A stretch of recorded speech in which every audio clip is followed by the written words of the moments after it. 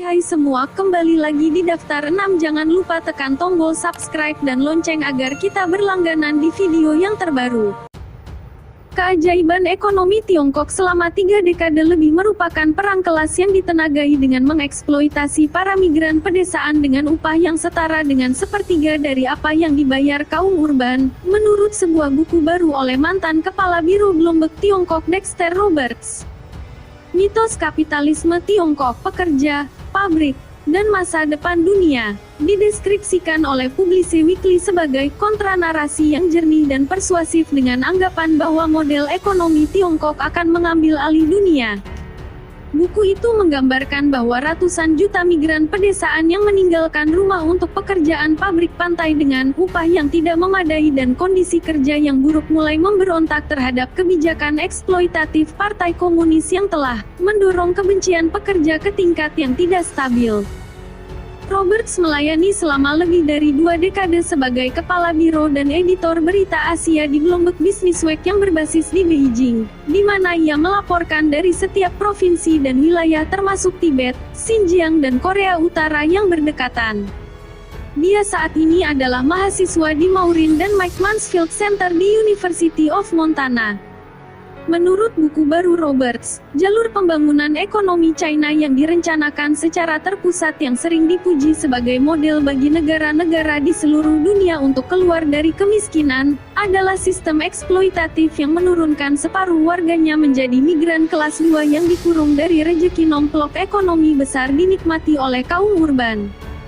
Dalam sebuah wawancara dengan blog teknologi Quartz, Roberts menyebutnya sebagai mitos bahwa Cina telah memperluas kelas menengahnya, menciptakan perusahaan kompetitif dan teknologi canggih yang akan mendominasi pasar global. Roberts mengklaim bahwa pembangunan ekonomi Tiongkok didasarkan pada 3 alat kebijakan utama. 1. Kebijakan pendaftaran rumah tangga hukou. 2. Kebijakan satu anak. Dan 3. Sistem rangkap 2. Hukou adalah sistem resmi pendaftaran rumah tangga dan keluarga yang mengidentifikasi individu sebagai penghuni suatu daerah. Ini terhubung langsung ke program sosial pemerintah, yang menetapkan manfaat berdasarkan status residensi pertanian dan non-pertanian, pedesaan dan perkotaan. Sejak Partai Komunis mengambil alih Cina pada tahun 1949, hukou bertindak sebagai sistem kasta. Penduduk kota menerima tunjangan mulai dari pensiun, pendidikan dan perawatan kesehatan, sementara warga pedesaan sering dibiarkan berjuang sendiri.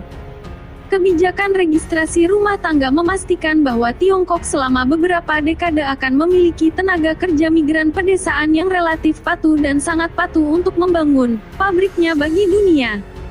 Di bawah reformasi tanah pertanian nasional yang berlangsung dari tahun 1950 hingga musim semi 1953, tanah pedesaan Cina dikumpulkan secara kolektif. Petani tidak dapat menjual tanah, tetapi pemerintah daerah dapat membeli tanah pedesaan dengan harga yang sangat murah, mendefinisikan kembali tanah sebagai industri atau komersial, dan kemudian menaikkan nilai dan menjualnya kepada pengembang untuk mendapatkan keuntungan besar. Tetapi di kota-kota Cina telah ada pasar real estate yang sangat besar dan sangat menguntungkan bagi orang-orang perkotaan, di mana penduduk membeli dan menjual kepemilikan dalam sewa perumahan selama 70 tahun, menciptakan ledakan kekayaan. Roberts berpendapat bahwa hukou bertindak sebagai sistem paspor internal, untuk membuat sangat sulit bagi orang Cina pedesaan untuk menetap secara permanen di kota-kota. Akibatnya, penduduk pedesaan tidak memiliki akses ke perawatan kesehatan yang terjangkau di kota-kota dan anak-anak mereka tidak dapat pergi ke sekolah perkotaan tanpa membayar banyak uang.